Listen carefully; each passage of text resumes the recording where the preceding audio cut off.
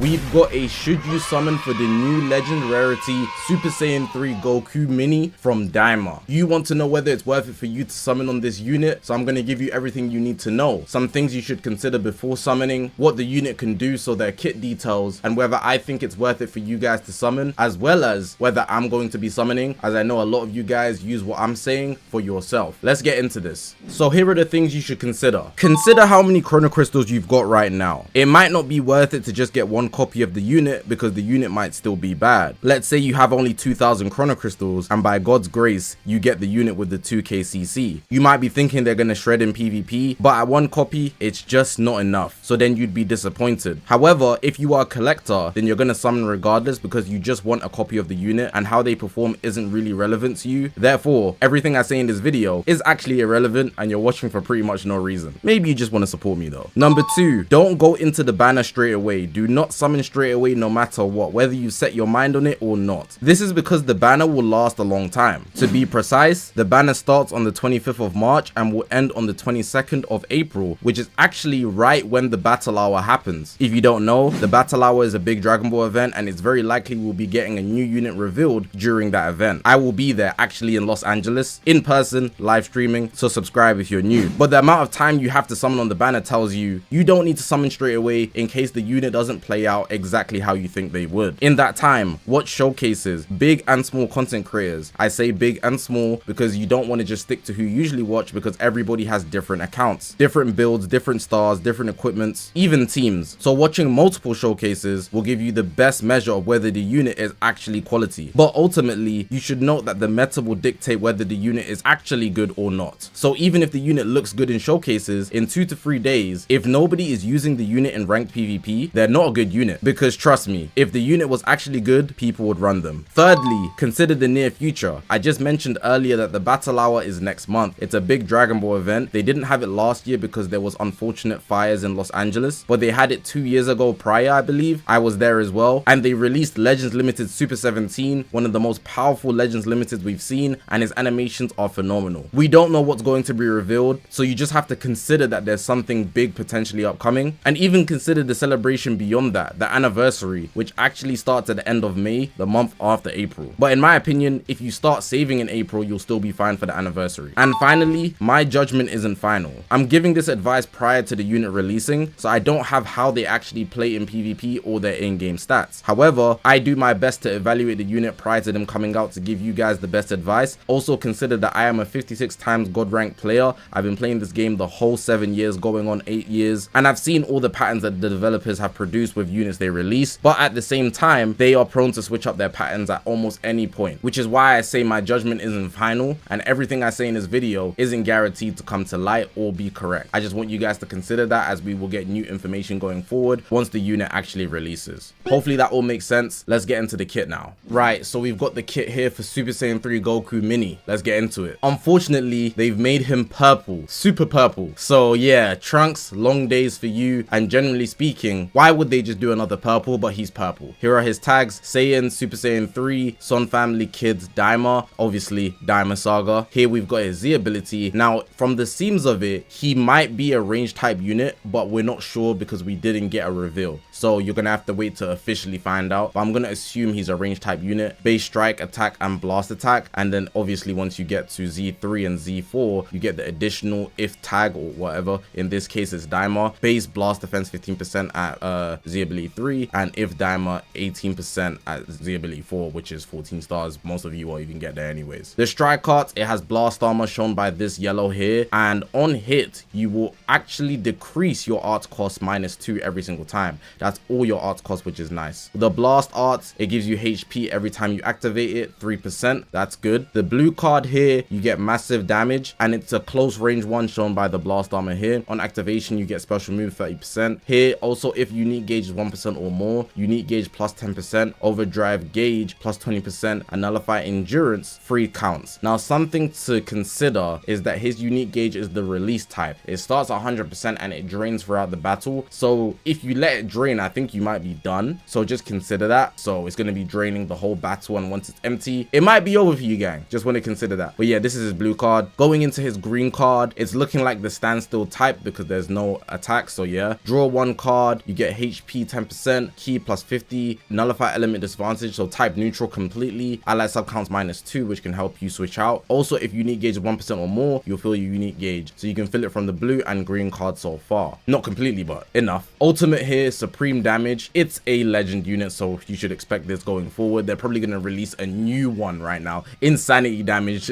going forward in the anniversary or something. On activation, ultimate damage plus 30%, he nullifies endurance, free time accounts. Also, if unique gauge is 1% or more, unique gauge plus 10%, ultimate damage plus 30%, he can also fill his unique gauge 10% from his ultimate. On hit, enemy key -100 and enemy key recovery -100%, so their key won't go up at all unless they charge it naturally or they have something that gives them a key instantly, like switching into the battlefield, their main ability, etc. It's a close moving one and it has blast armor shown by this symbol. Going into the main ability, he forces one ultimate art into his deck, so immediately it deletes one and then puts one in. It's random, unfortunately. Get 30% key, health, sorry, 50 key, cancel attribute downgrades on normal conditions, and enemy Dragon Balls -2. So if you think they're gonna Rising Rush, you can pop the main and it will help you out. Probably shouldn't use it for just that, but just keep that in mind. Here we have the starter ability. He has endurance. I'm gonna just point that out straight away. I think this is more fitting. I feel like everybody's getting endurance. Like LR Super Vegito shouldn't have endurance because that guy won't get in touch like that, you know. But this guy, I think he actually deserves endurance. Revival would have made more sense, but hey, they just kept the Super Saiyan 3. And his damage numbers 330, damage guards 260, key recovery 80%, and draw speed +1, nullify attribute downgrades up to 3 times. If we compare it to LR Piccolo, so legend rarity Piccolo, the most recent legend rarity unit, damage 350% and damage guard 280%. So he's actually doing worse regarding his starter ability, which is a very interesting decision from the developers in my opinion. Also, if at least one other ally battle member is Daima, his overdrive gauge charge rate is +50%. So they're setting him up to pretty much have infinite key a lot of the time. You know, when you hit the overdrive charge mode and you can press the button, you can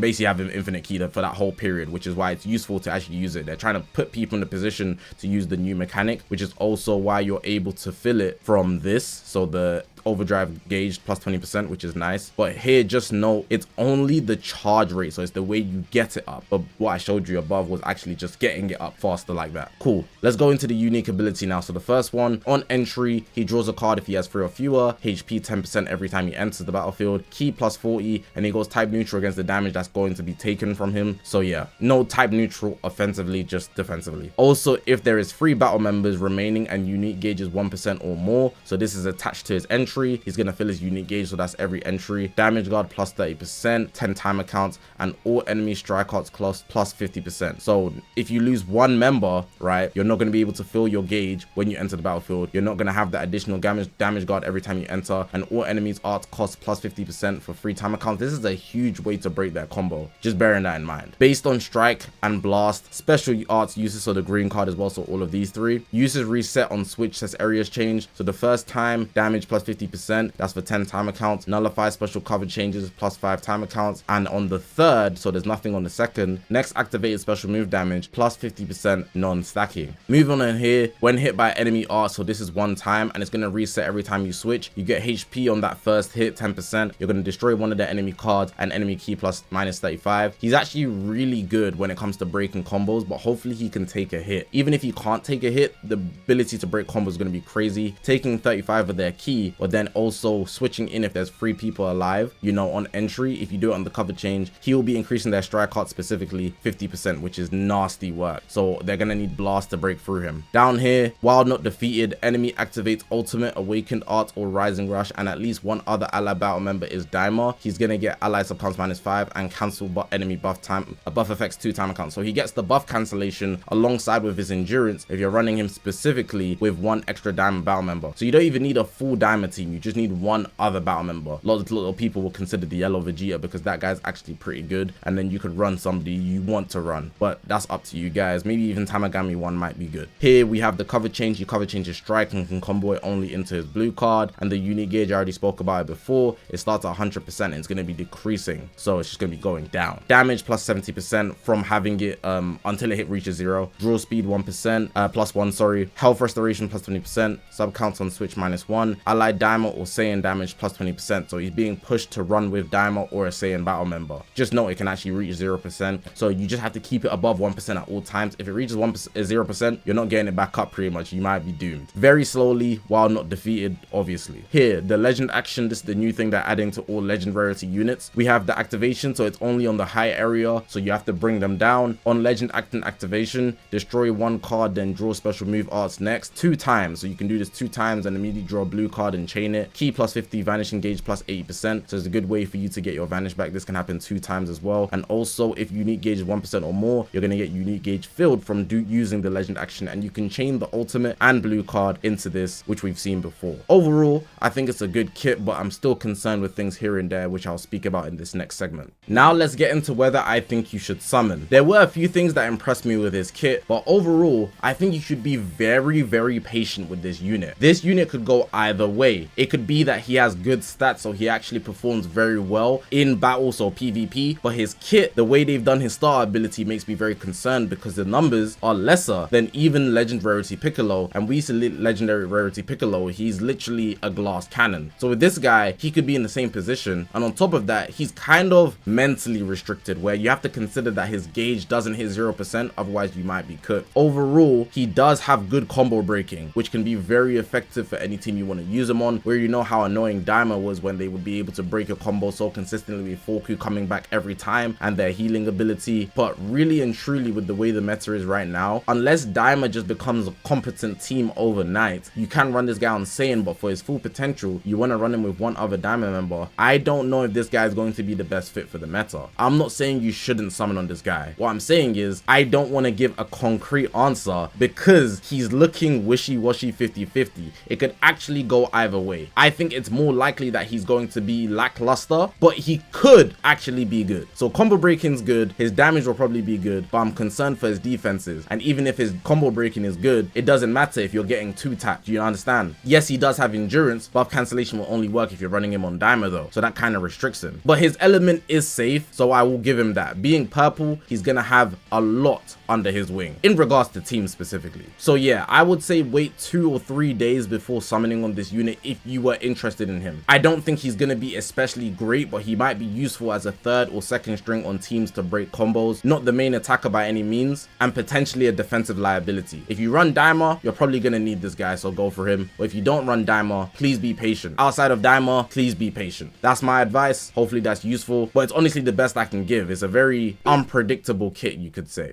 Now, am I going to be summoning? No, I'm not summoning for Super Saiyan 3 Goku Mini. I'm a big Daima fan. I really want to summon this guy, but I only have 6,000 Chrono Crystals and I'm kind of saving for the anniversary. I know it's early to start saving because I could start in April and still get 20,000 Chrono Crystals for the anniversary, but my reason for not summoning now is because I want to get to a high amount of Chrono Crystals before I make any decisions. Right now I'm only at 6,000, and if I summon on this guy and get shafted, I will be at rock bottom and have to build all the way up. So instead of summoning right now, I'm gonna wait till I get to about 15,000, 20,000, and then start making decisions from above versus below. So it's not that I'm against summoning completely, it's just that I won't be summoning right now. If I do decide to summon, it will be later, but then again, he could just be bad, so I won't summon at all. And there's the battle hour next month, which I know they're gonna release a new unit, so I kind of want to have CC for that as well. So yeah, I'm not gonna be summoning, at least for now. That's going to be the end of the video. Hopefully you guys did find this video useful. I know I was a bit wishy-washy with my opinion, but it's simply because it's very contingent on his stats. Some units kit isn't dependent on what they can actually do, but rather whether the numbers are hitting with what they can do. Some units are just bad because of what they can do. Some units are amazing just because of what they can do. But this is really just a numbers game, and if his numbers are good, I think he'll be good. But if they're not,